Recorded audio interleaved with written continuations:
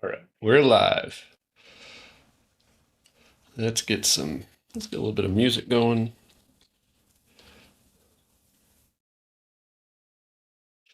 This took a lot longer than I wanted to get it set up. What is going on?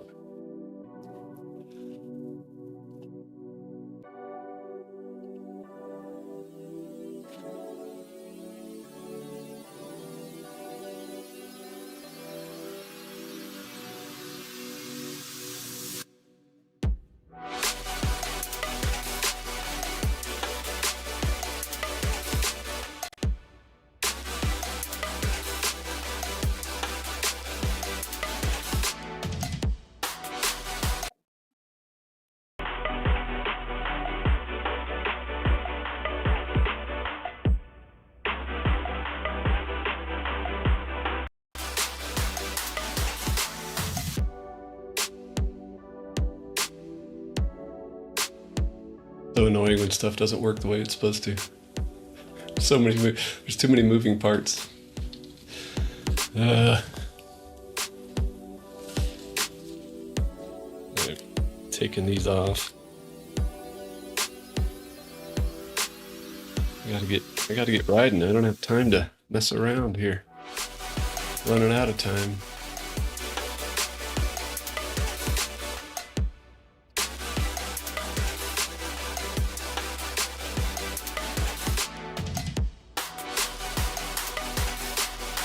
We've got music. We had the phone up. Curses.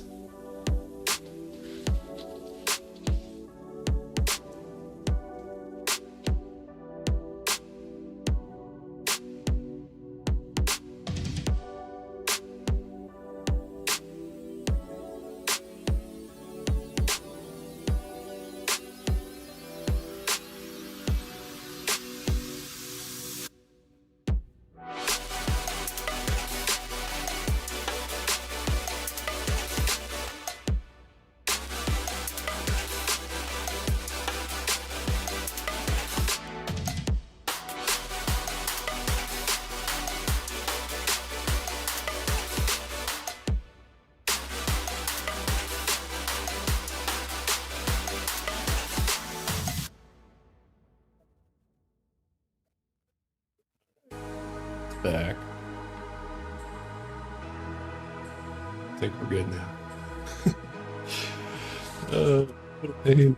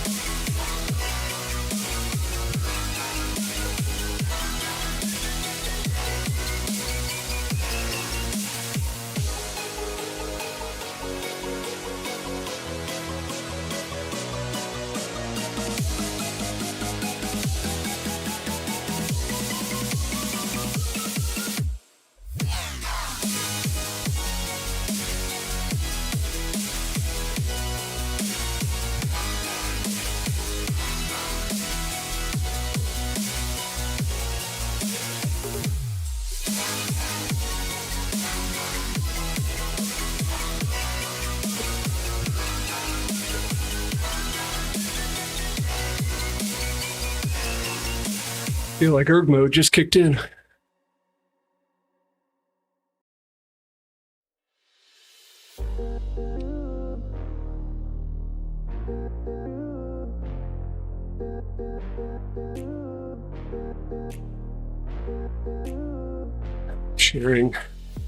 Sharing the screen over on the Book of Faces.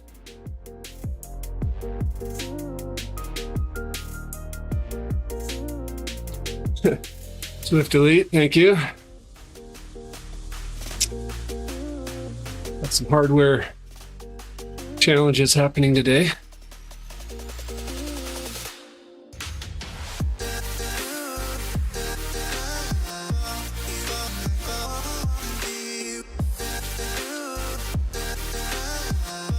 Core sensor's been recording continuously while I've been here dinking around on my computer.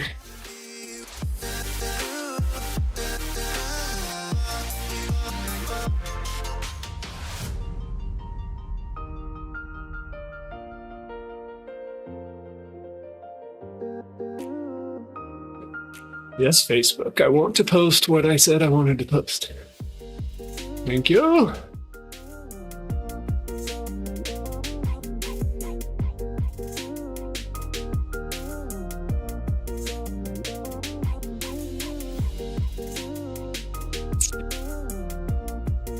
Right.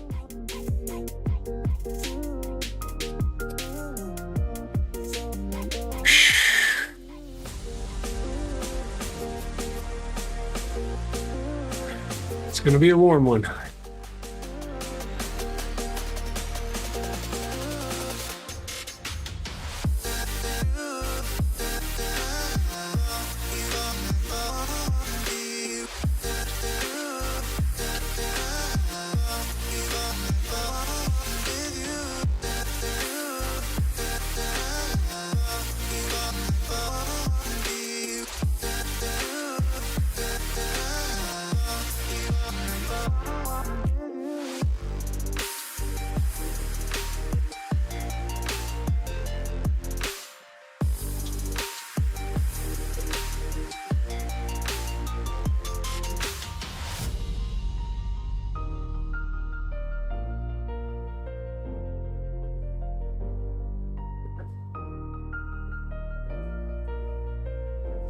So the goal here is to get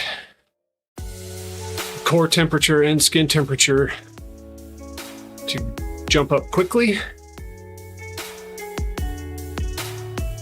So your body is in a higher heat training zone. And then you just sit in that higher zone.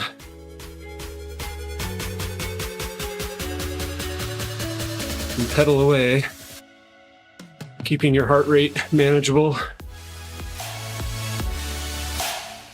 And pretty much what happens is, over the span of an hour or so, you'll have to keep dropping your power because your body wants to keep heating up.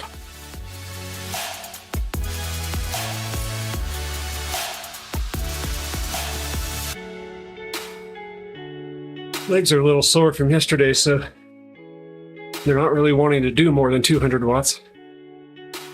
But I also want to get those temperatures up.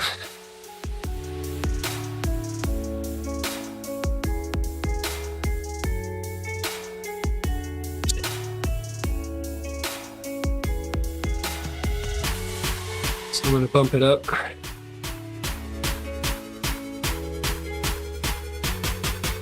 See how it feels at 220.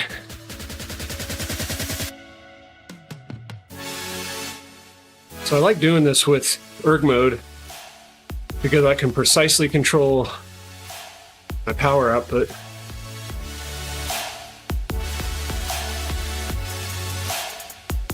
I can have it up high at the start and then just trim it back to keep my heart rate manageable.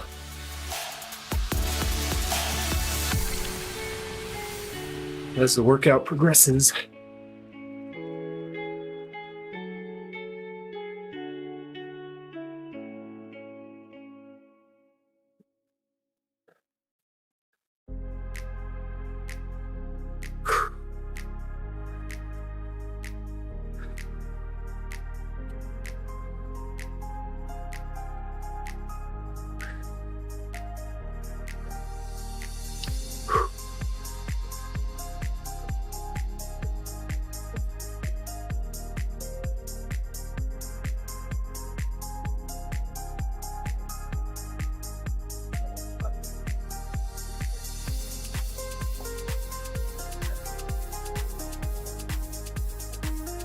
I do hope that they improve the core app soon.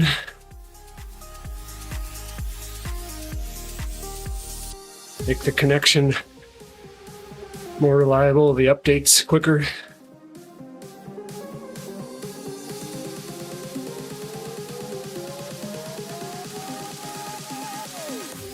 can see right now it's kind of blipping out. I don't know what the deal is.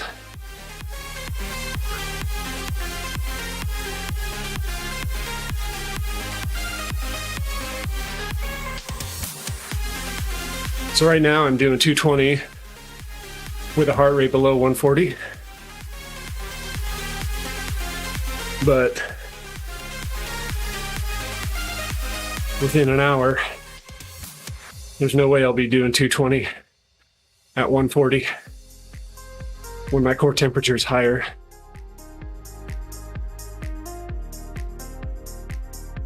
Just the way it works.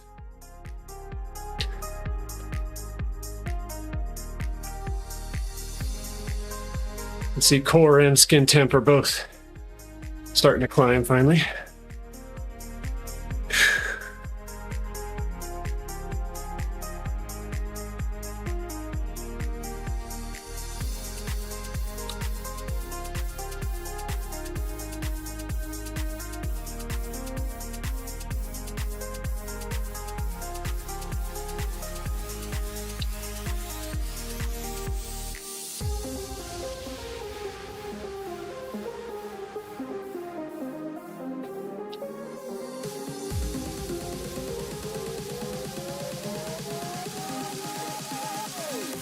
Core sensor is a sensor that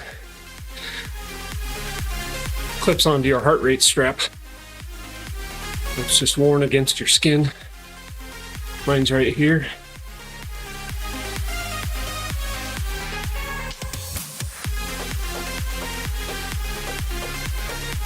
Got a lot of towels today to try to manage my sweat even more than usual, because currently got my nice Pinarello as my Zwift bike,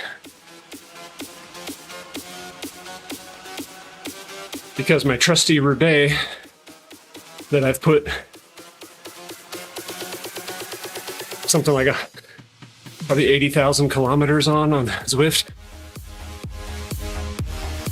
The cranks on it are officially toast and unusable, and I'm working to get replacements, but I currently don't have them, and it's hard to ride a bike without a crank set. So here I am, sweating on the Pinarello Dogma.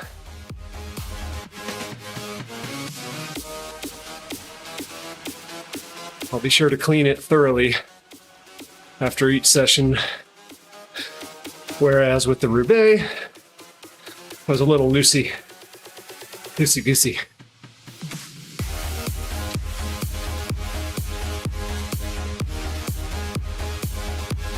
Hey, Conrad Williams. Yeah, you could say that. So, I am heat training for a purpose. I mean, generally, it's just good for performance, but I'm heading to Mallorca. I'll be there in about 3 weeks for the Zwift Community Live event that's happening this year. So I basically have 2 weeks of riding left before I leave for that, because we're doing some other traveling before we get there. So I decided I would do kind of a 2-week block of heat training with a couple of pointy workouts in there, like VO2 workouts. And that'll be the end of my Mallorca prep.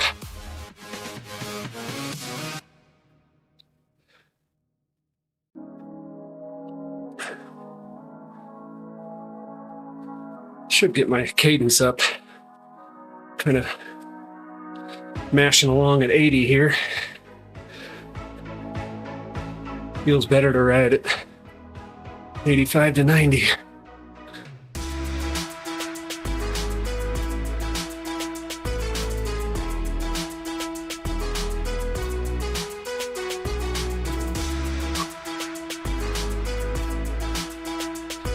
All right, so you can see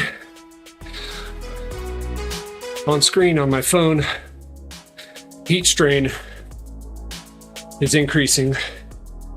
So it just jumped up to 1.0, which means now I'm in heat zone 2.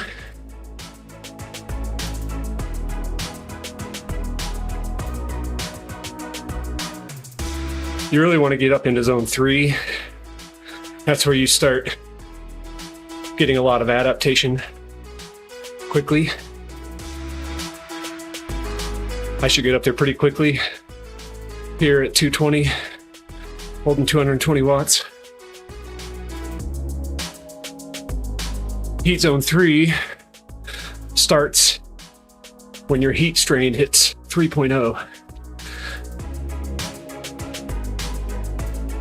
Heat strain is basically a combination of your skin temperature and core temperature. You got to get both of those high for heat strain to be high. Conrad, yeah, I've done some Zwift races with it for sure. Haven't done outdoor races. Done outdoor rides with it. I find if I'm in my typical pain cave setup, which has good air conditioning and cooling, a good strong fan, my core temp tends to get up to about 101.5. I don't remember what my skin temp is, but basically, if I manage the environment the way I typically do, I don't gain a lot of heat adaptation in a race because I don't get hot enough because I'm trying to stay cool. And that's what Core says. They say, train hot, race cool. So wear this and don't turn your fan on. Train hot, get all that heat adaptation, and then when it's time to actually race, when you actually want to maximize your performance, turn the fans on, wear clothes that encourage evaporative cooling so your core stays cool and you can put out max watts. The problem is,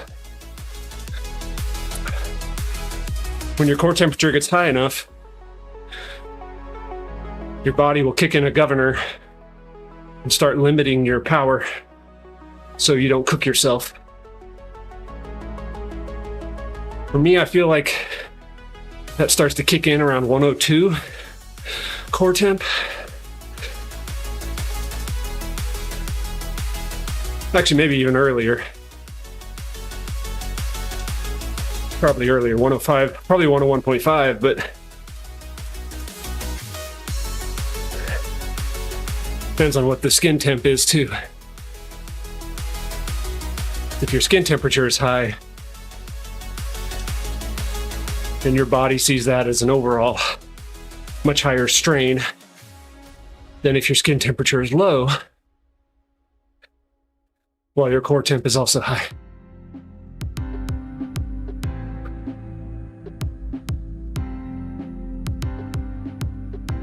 The metrics you see on screen from my phone, just above my video,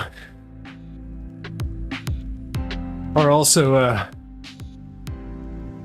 they lag a little because the Core app isn't constantly updating the data, and your own body lags a little I could do a minute at 300 watts right now, and my temperature doesn't immediately spike as I'm putting that wattage out. Takes a few minutes.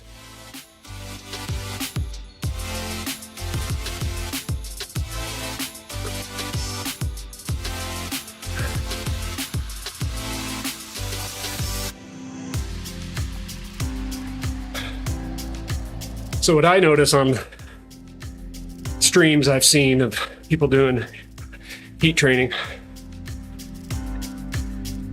is it really doesn't look like they're sweating a whole lot. You look at it and it just looks like a person riding in warm clothes indoors. But I can tell you, I'm sweating a lot. I can feel the sweat running down my arms in this jacket.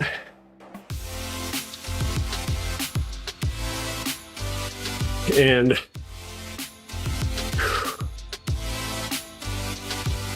I would guess within 15 to 30 minutes, the sweat will start dripping out the bottom of my shoes.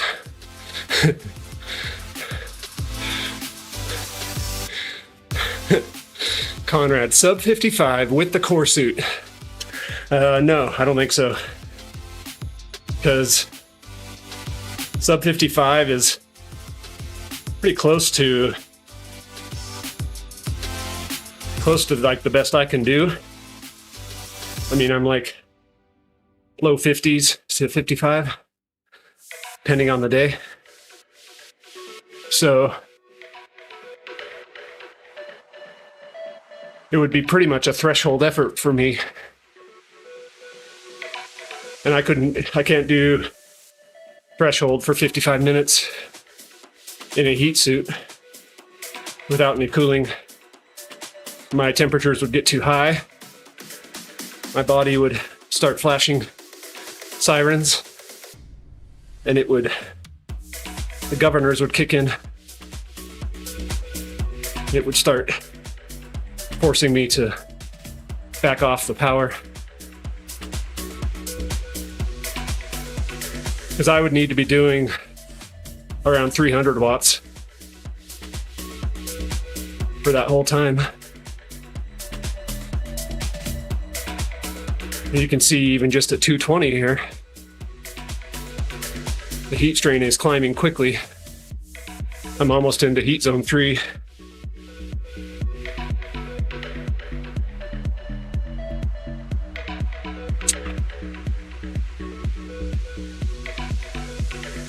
I should be drinking.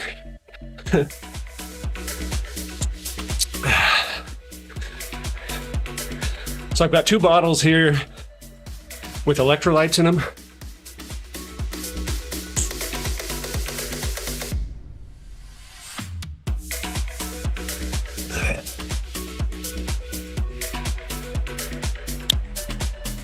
I have a 3rd bottle of just water.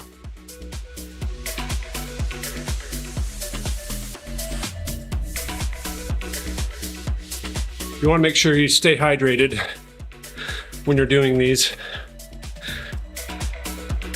And most importantly, drink a ton of water once you're done. I highly recommend weighing yourself before and after at least some of your early sessions, so you can get an idea of how much water you lose in an hour, say. So I did that, and I lose about 5 water bottles per hour, which means I need to make sure I drink that much, at least by when the workout ends, replenish all that, and replenish those electrolytes. Chances are you won't eat enough salt and potassium, magnesium to replenish what you've sweated. It's good just to put it in your bottles.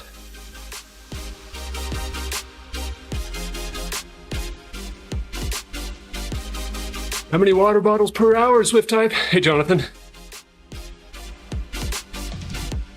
So I've filled 3, but I will sweat about 5. It's just kind of impossible to drink 5 bottles while riding. So what I typically do is drink the 2 bottles with their electrolytes while I'm riding.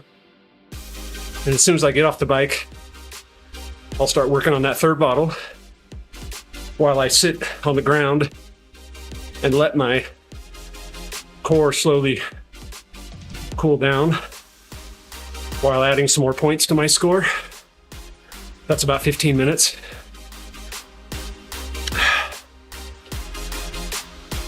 Then that leaves about 2 bottles that I need to make sure I drink in the next hour or so.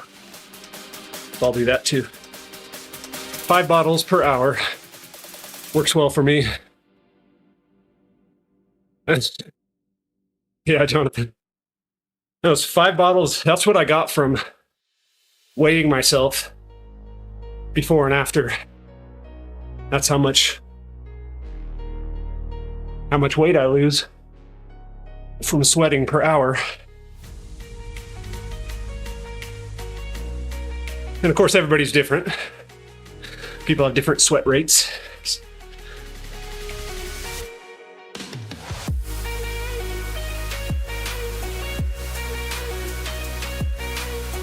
Legs keep slowing down to a cadence of 80. All right, where are we at? Heat strain 3.7. So I'm in zone 3, just barely. I'd like to get that heat strain up to 5, 6.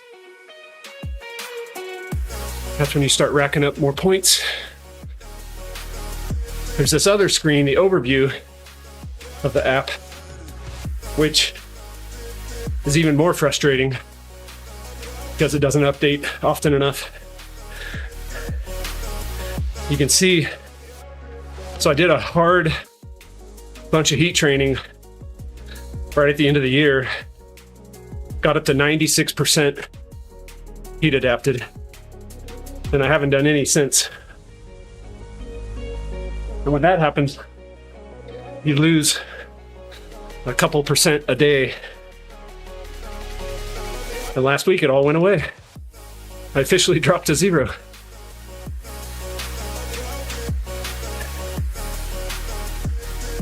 The heat training load number you see there, that's my actual score for the ride. I want to see that at 8 plus. It'll be a score from 0 to 10, but I want to get 8 plus. By the time I'm done sitting on the floor and resting and letting it add up a little more, 8 plus is good.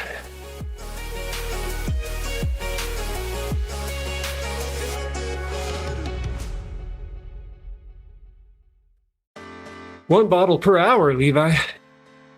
You're a wild man. I'm closer to 2, like 1.5 to 2 bottles per hour when I'm not heat training. That works well for me.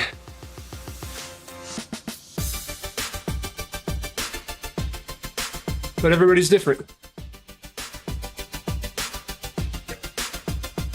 Yeah, Conrad, you could do an outdoor group ride with the core. I'm trying to remember if I did that. I don't think I did. I should have. Just to see what the numbers look like.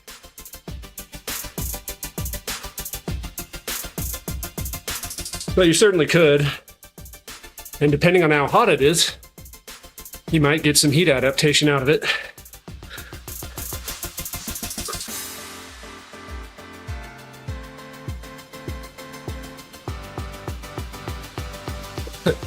£5 of gel, 5.5. Nice.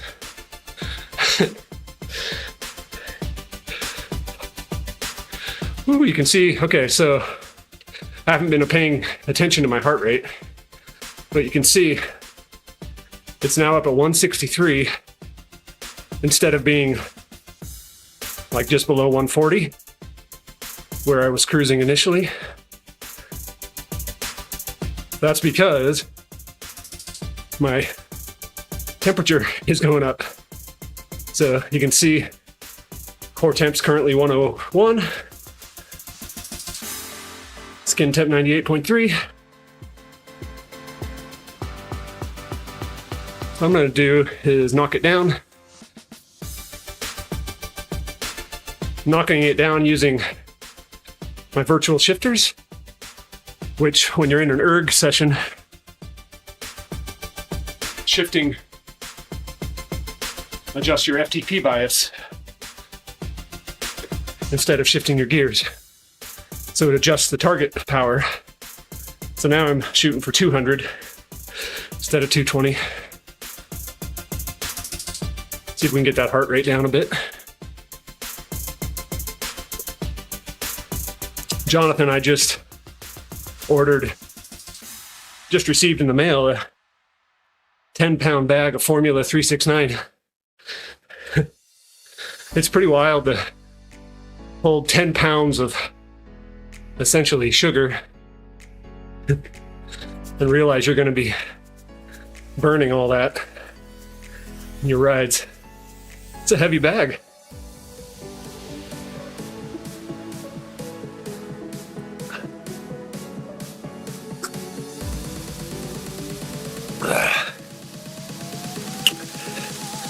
Top on that bottle is a quitter. It's supposed to stay open, but it keeps sliding shut.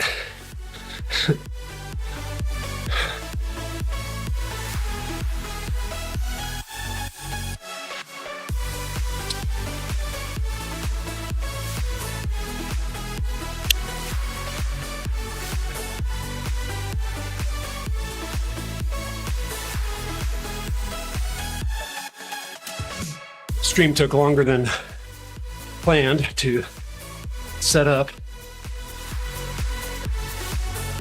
I've got a call in 40 minutes with Jet Black. Been testing their Victory trainer.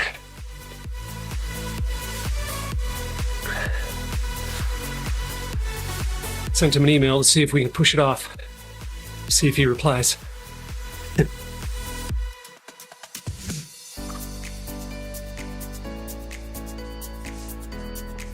All right, how we doing? Heat strain 4.6. And better. We get up to 6 plus, maybe 5 plus at least.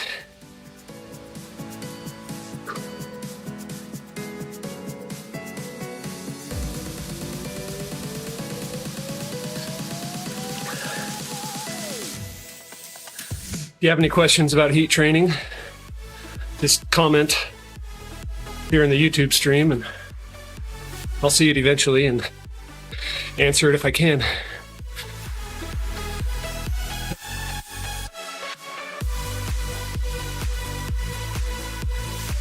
I haven't tried cyclic dextrin, Jonathan.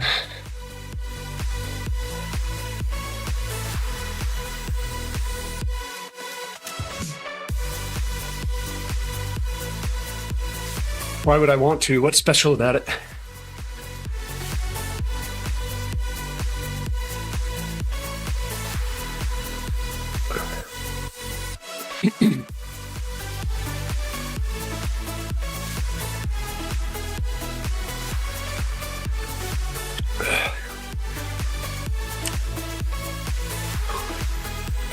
$150 grams per hour. Impressive. I can't hold high enough power to burn that much. But yeah, you got to figure out what fuel source works for you, for sure.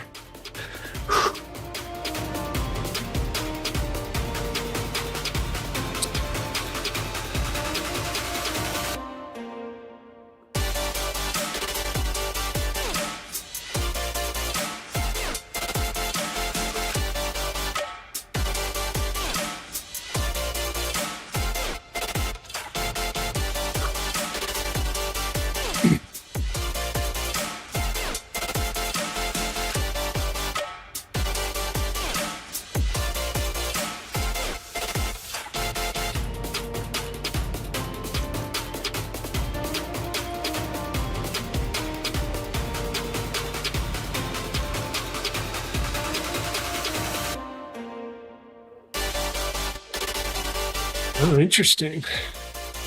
Cyclic dextrin for the win.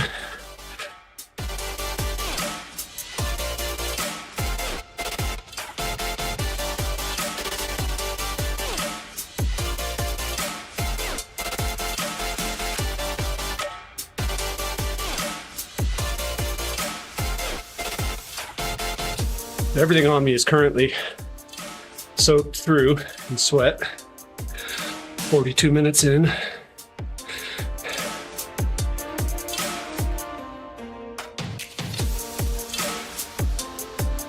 It's dripping from my cuffs on my sleeves, down by my wrists. It'll soon be dripping from the bottom of my shoes.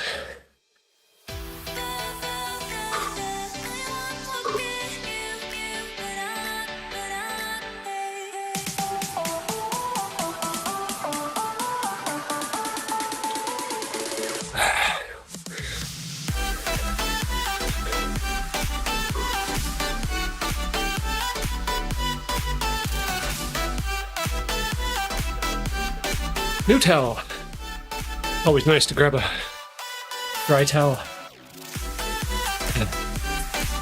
All right. I'm gonna notch down the power.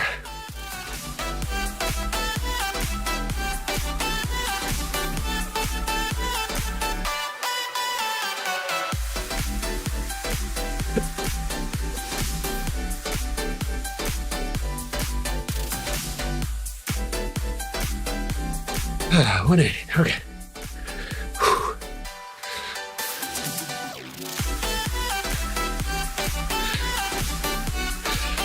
Heat strain's at 5.2.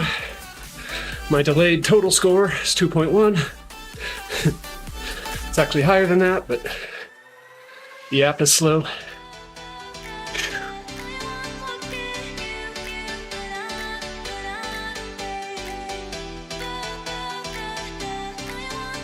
And go to the 1 hour mark and then see if my meeting's been rescheduled or not.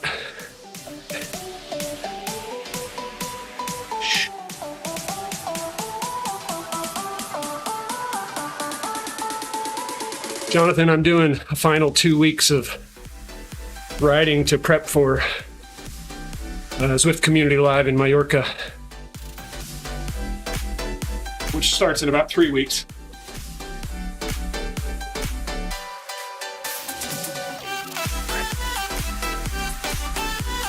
So I'm going to do 2 weeks of quite a bit of heat training, but also some pointy efforts, some VO2 work in there. Hi, Finesta.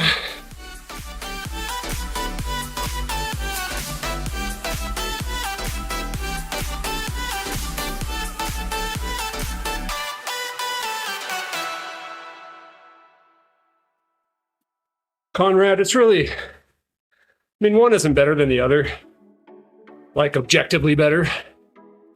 It's up to your preferences. I can say I definitely prefer doing it this way. The only bummer about doing it this way is Zwift doesn't show core metrics in workout mode. That's going to happen soon, but right now it doesn't. Which isn't a real big deal because you have the core app open on your phone anyway. But for me to show it on the screen like I am right now, I had to get the phone streaming into OBS and all that. I like erg mode for heat training because I can precisely control my power output. So I can go as hard as I want to get my core temp up, and then I can trim it back to keep my heart rate low while keeping the numbers high for temperatures. So I like that level of control.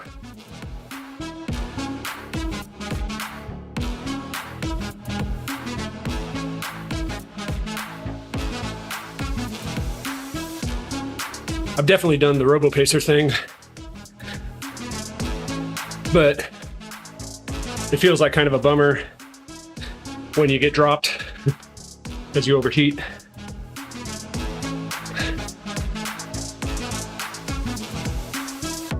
You could actually do both. In fact, I'll do it right now. Check this out. Oops, wrong screen. Here to Zwift.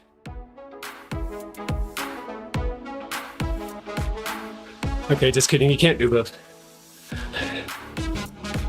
Zwift doesn't let you teleport during a workout. No fun.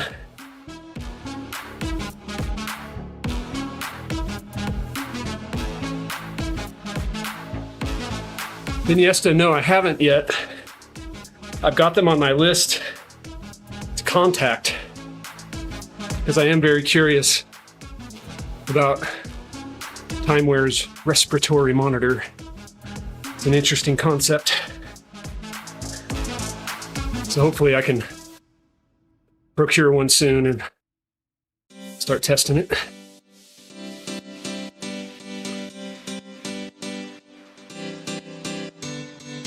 You can see my heart rate isn't really coming down. 162. That's a sign that I'm all heated up.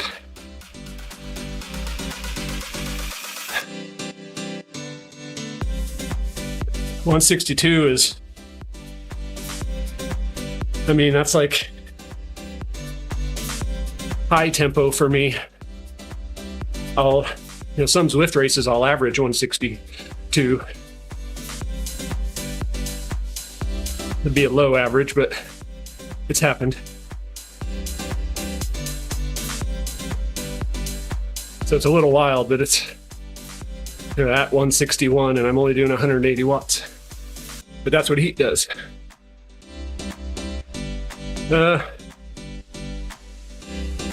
If you pause the workout, I don't think it lets you teleport because you're still considered in the workout. It does change me to virtual shifting, where I can actually virtually shift. But yeah, no teleport option. Resume.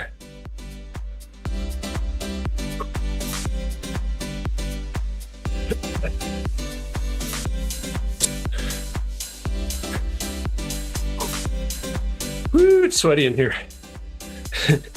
Now when I move my hands, all the sweat that is accumulated in my cuffs falls out. All right, 6.1 heat strain. That's a good place to be. You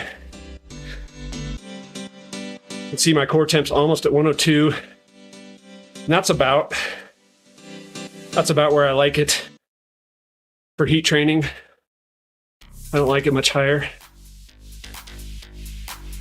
So what I'm gonna do is dial back the power even more. Let's do 170 for now.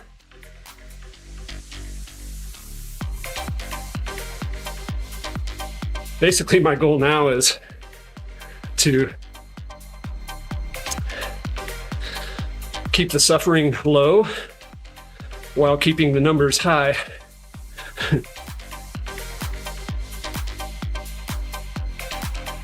I don't want my core temp and my skin temp to start to drop because I'm not working hard enough.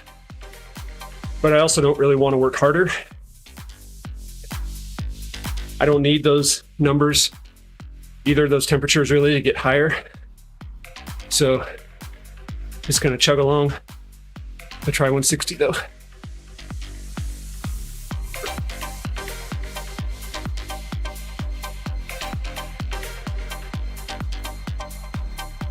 Big things coming from Zwift in April and May.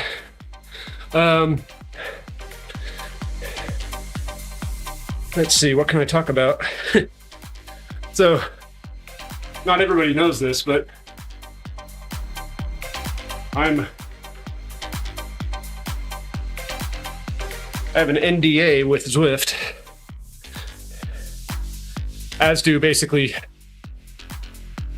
well, as does Shane Miller. I was going to say, as does any other major influencer, but really it's me and him that Zwift shares stuff with. So I can't just share everything I know. I can say there's new roads coming in April or May. I think April, actually. We'll have roads to ride on that we've never ridden. And we know more levels are coming. It's just a question of when. I keep saying in the next month or two, and that ended at the end of February, my month or two. So maybe the next month or two. I'd say 90% chance they come out in the next month or two. More levels. Gotta be. And it's a lot more levels. All right, one bottle done.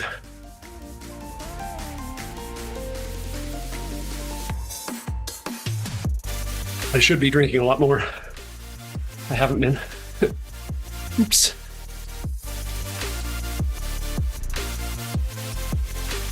I blame my avatar.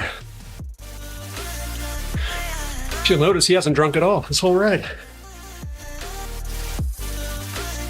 What a machine. How long would I last into an FTP test? Like right now? Oh man. That would be so horrible.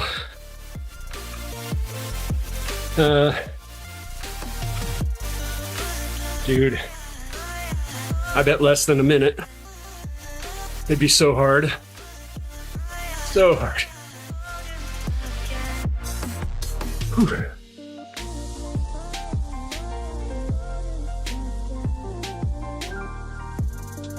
Yeah, I feel like Zwift hasn't released a lot in terms of features this winter. A lot of events, but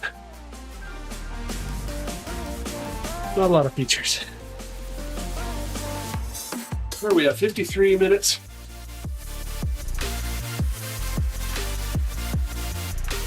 .5 heat strain.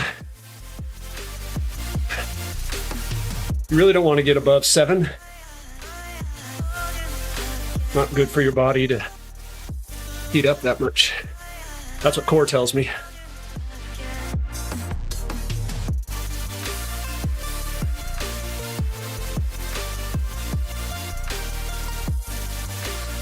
Yeah, I agree, Jonathan. I think a maxed out Halo bike should have something cool on it.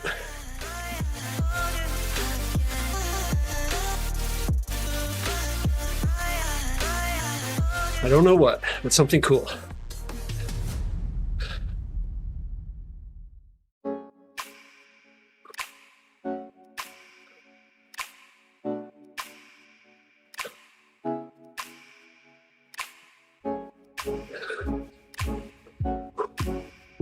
Lots of sweat. The drips are coming steady off the holes underneath my shoes now. Okay, Eric, drink more water.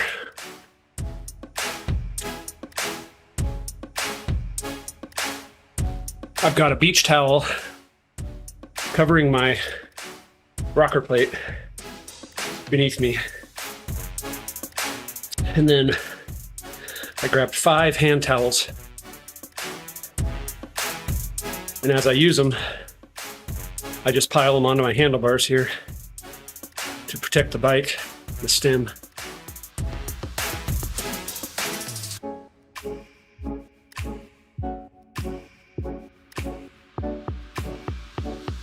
Okay, I'm going to dial back the power more because I'm getting up into... Uh-oh. It's as much as I can dial it back. Getting up into zone 4 territory, which you really don't want to be at.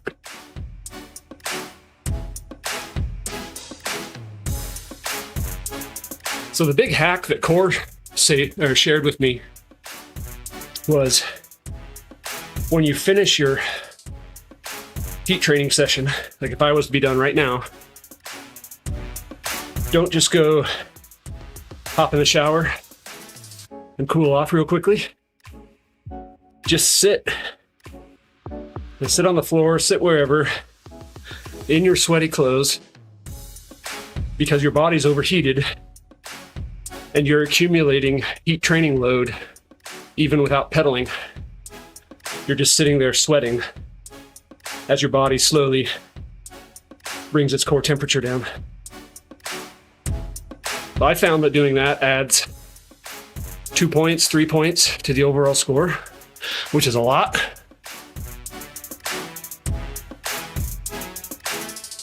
Definitely worth doing.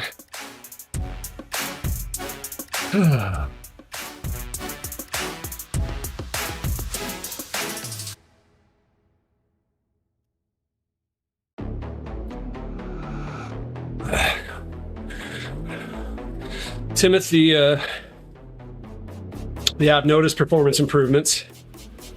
I've noticed my VO2 power has jumped up about between 5 and 10%.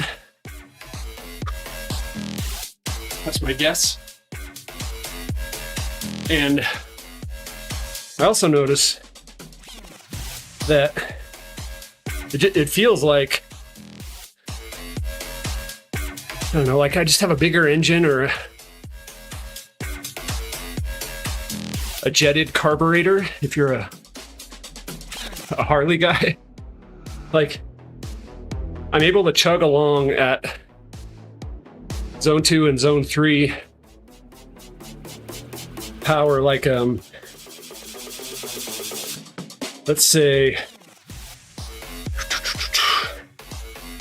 65 to 80, maybe 85% of FTP. I'm able to sit in those zones with a lower heart rate and lower rate of perceived exertion. And I chalk that up to my body cooling itself better and also increased plasma volume that comes from heat training.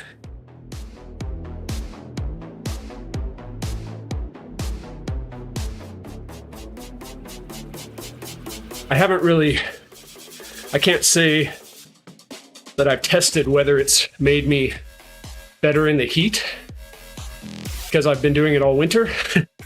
So I haven't done a test in the heat. But I can tell you that I sweat more and sweat earlier now that I'm heat adapted.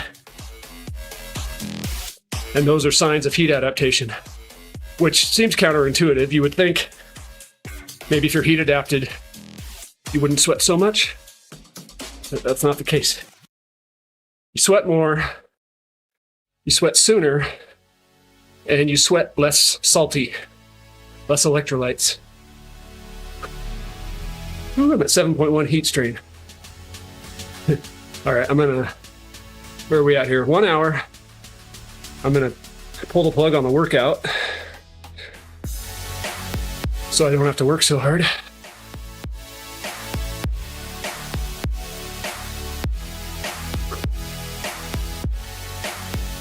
Sit here and spin.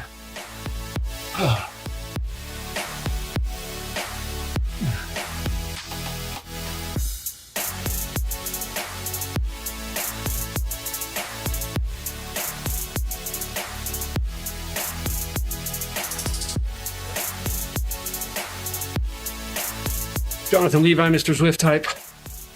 I think you would really enjoy the challenge of doing it and seeing how your body adapts. And I think you would see performance improvements. It's a proven thing.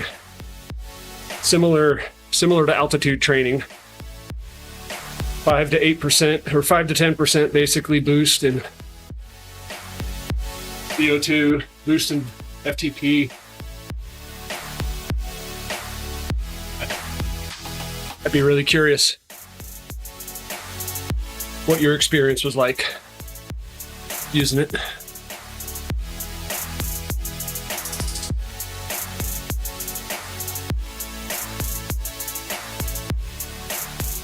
Oh, good question, Jonathan. The ride the following day.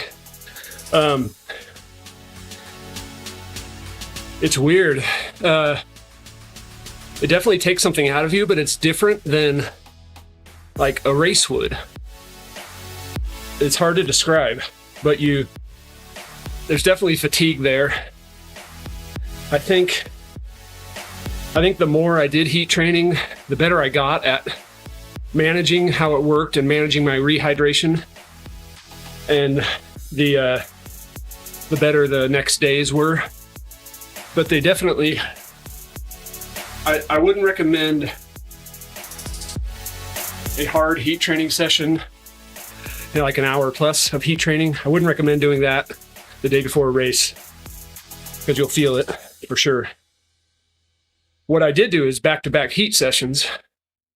I did them basically like 6 days a week for a couple weeks. And that you can do because your power stays low. And that's what I'm going to be doing this week, mostly. All right, I got to check my email.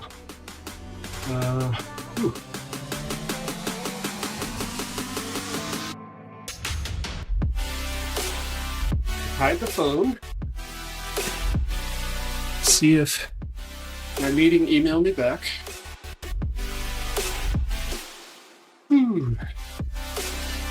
Yes, you said.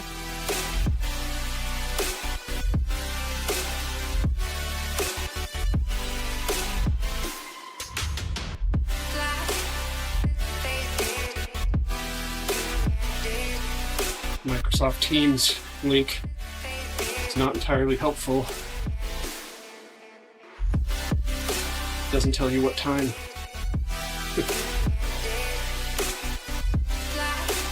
All right. Okay. I've got time. Lovely. Back to the core app.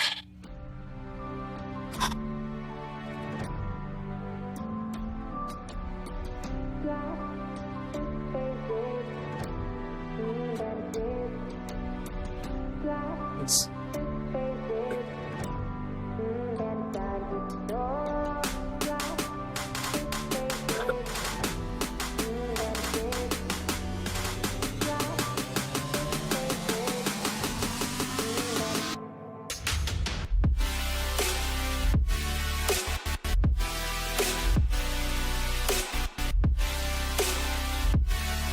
Jonathan, hard to say whether I would recommend trying heat training without the sensor, because I mean it could be dangerous if you don't know how far to push yourself. I certainly wouldn't want to be responsible for that.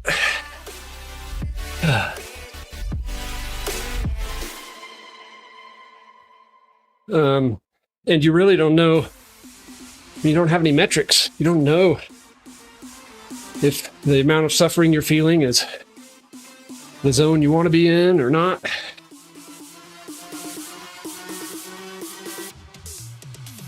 I mean, obviously cyclists have been doing heat training for decades, so it's not a bad thing to do. It's just hard to know how much of it to do, especially if you're not training for a very particular event. Like I'm training for Ironman Kona, and I know it's going to be this long of an effort in this kind of heat.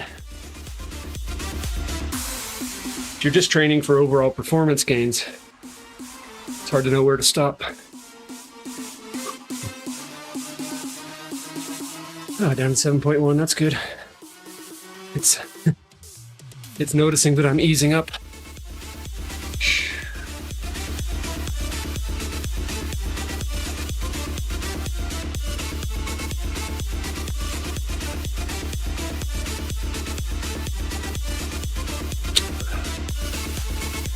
The biggest complaint with Core is their app,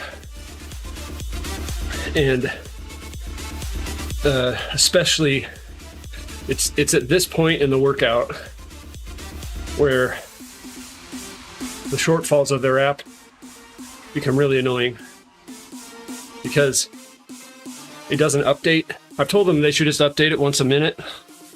I don't know why they don't. Maybe some battery issue. But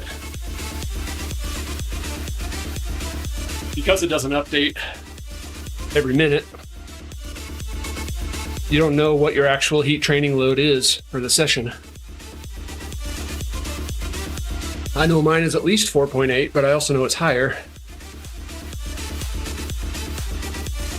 I haven't even figured out how often it updates.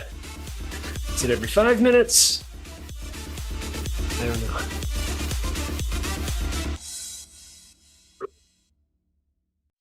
Let's see, heart rates. So heart rate's coming down, that's good. I'm almost into zone 2.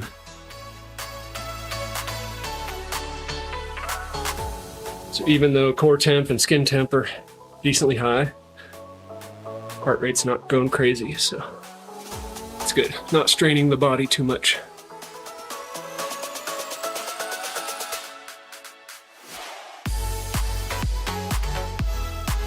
Heat bibs I'm wearing. I hadn't worn them in years. I had a box of cycling clothing that basically that I hadn't been wearing at all for years and stuck it out in the garage. Pretty much ever since I discovered Zwift, I haven't done a lot of really cold weather riding until this winter because I got a gravel bike and it was fun. But anyway, I'm wearing these bibs. These are Nash Bar thermal tights that I bought. I probably bought them 10 years ago.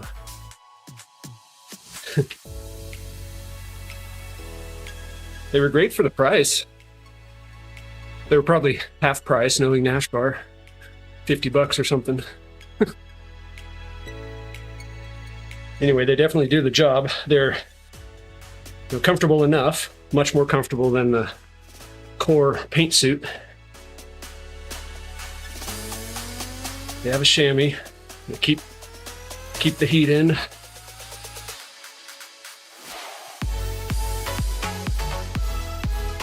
Heat strain slowly dropping, which is good because I don't really want to be up at 7 anyway. 6 to 7 is better. Polishing off my hydration here.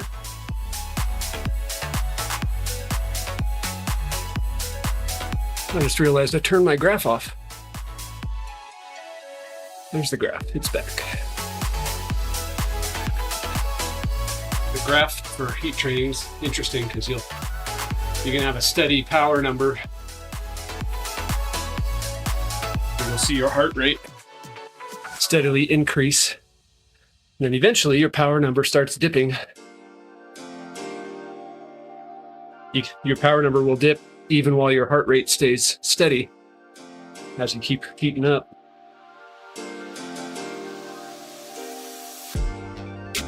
See, I gotta time my meeting right. Hop off the bike, hang out for 15 or 20 minutes, take a shower, all the things. You can see the heat strain slowly dropping, 6.9 now. I'm down into zone 3, which is really the zone you want to be in for effective heat training. Accumulate a lot of stress without overdoing it or having to sit on the bike sweating for hours and hours. All right, we'll just go to 115, 75 minutes.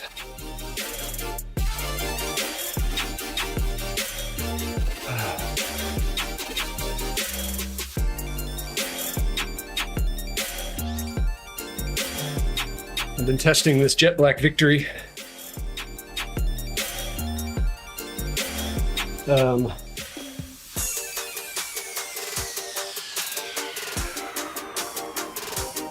Main thing I notice is it reads low when you first start your ride. First 5 or 10 minutes. It reads 20 watts, 30 watts even low. That's not a big deal because everybody's going to warm up before they need power numbers to be really accurate. But it seems like something they could fix because it's a very repeatable phenomenon. So you got the warm up thing.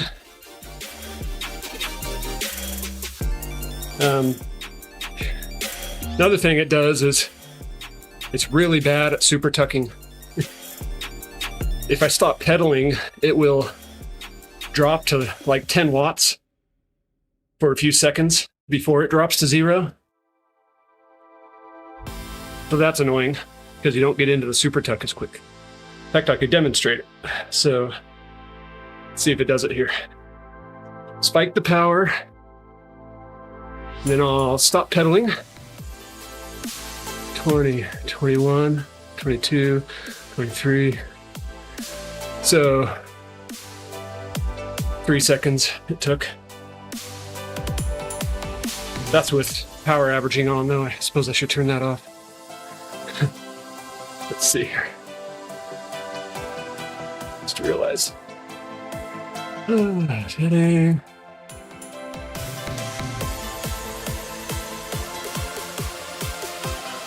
Never know which menu stuff's under. Not there either. Okay, hardware. There it is. All right.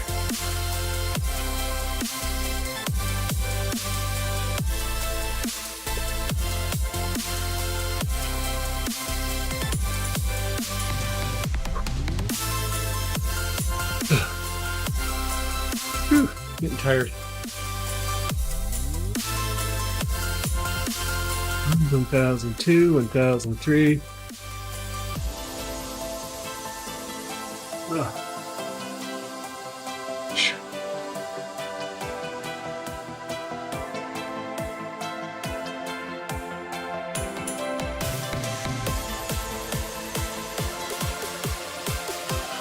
All right.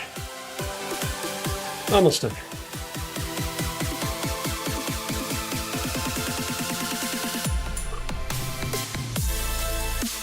.7. Says I'm at 6.1 here now, but again, that's delayed.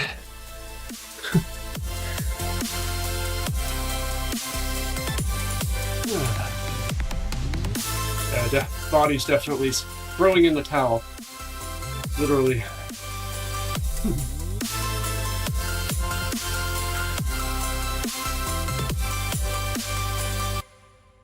Now I'm going to stop the stream and then sit on the floor, check my notifications on my phone while my body cools off naturally. And then I will head to the showers and hop into the shower fully clothed to rinse off most of the sweat before I hang the clothes up. Found that's better than having thoroughly sweat saturated stuff in the dirty clothes. All right, that's it. 75 minutes.